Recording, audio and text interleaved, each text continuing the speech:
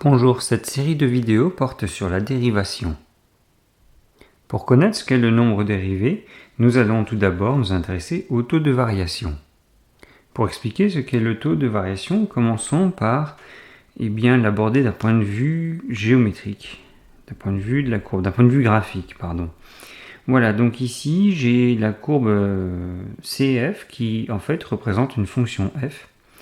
Et j'ai une corde à cette courbe donc, qui va couper, si vous voulez, cette courbe en deux points A et B.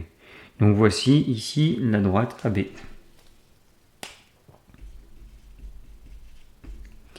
Voilà, donc l'abscisse du point A, on va l'appeler A, et B, l'abscisse du point B. Alors évidemment, si on parle de l'ordonnée du point B, ce sera tout simplement f de B. Et concernant le point A, ici, je vais trouver comme ordonnée f de A, l'image de A. Voilà.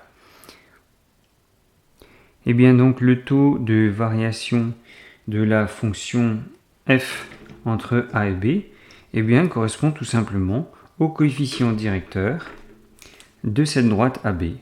Voilà. Donc ici, vous allez retrouver tout simplement ici la distance A moins B. On pourrait même l'appeler delta de x. Et ici, donc, vous allez retrouver entre là et là, alors plus précisément sur les axes, ici, voilà, je vais trouver delta de f de x. Donc en fait, f de b moins f de a, f de b moins f de a, tout simplement entre a et b. Voilà. Donc à partir de ce moment-là, on peut définir le taux de variation. Donc le taux de variation de la fonction f entre a et b est tout simplement défini par f de b moins f de a sur b moins a. Qu'on pourra noter également delta de f de x sur delta de x, et bien sûr pris entre a et b. Premier exemple que nous allons traiter ici, c'est le fait de calculer le taux de variation de f, défini par f de x égale x carré plus 5, alors pour tout x appartenant à grand R.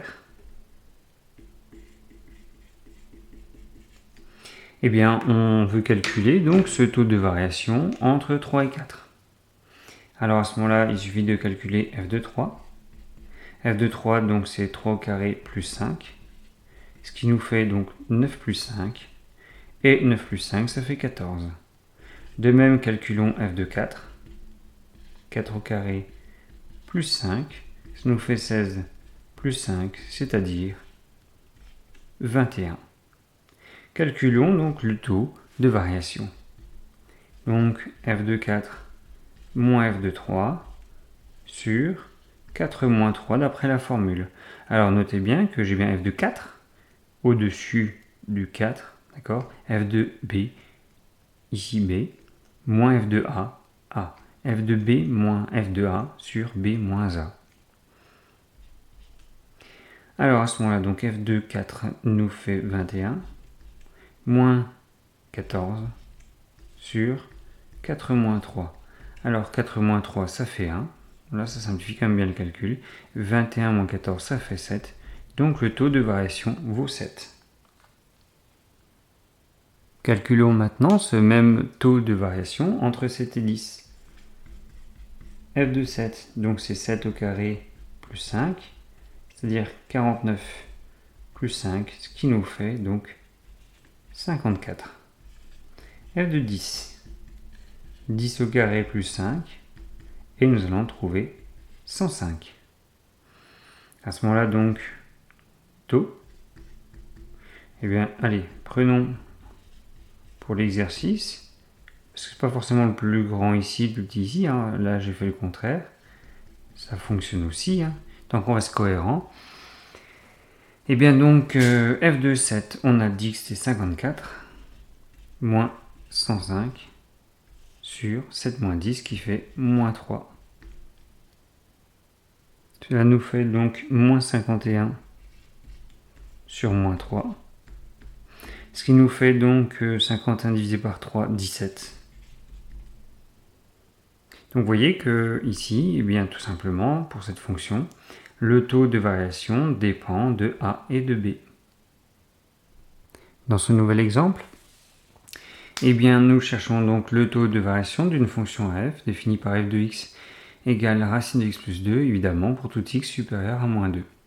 Alors, on est en train de vouloir calculer donc ce taux de variation entre 1 et 2. Alors, je peux aussi, d'un point de vue rédaction, commencer directement comme ceci. Donc, écrire directement donc f de 2 moins f de 1 sur 1 sur 2 moins 1. Justement, attention, cohérence. Hein. Voilà. Et je calcule donc directement f de 2. Donc, ça va me donner racine de 2 plus 2 moins racine de, eh bien, donc 1 plus 2 sur 2 moins 1. 2 moins 1, ça fait 1.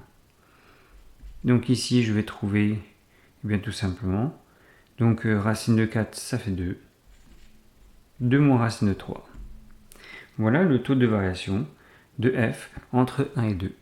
Je te propose maintenant de mettre cette vidéo en pause afin de t'exercer et déterminer le taux de variation de cette fonction entre 7 et 14.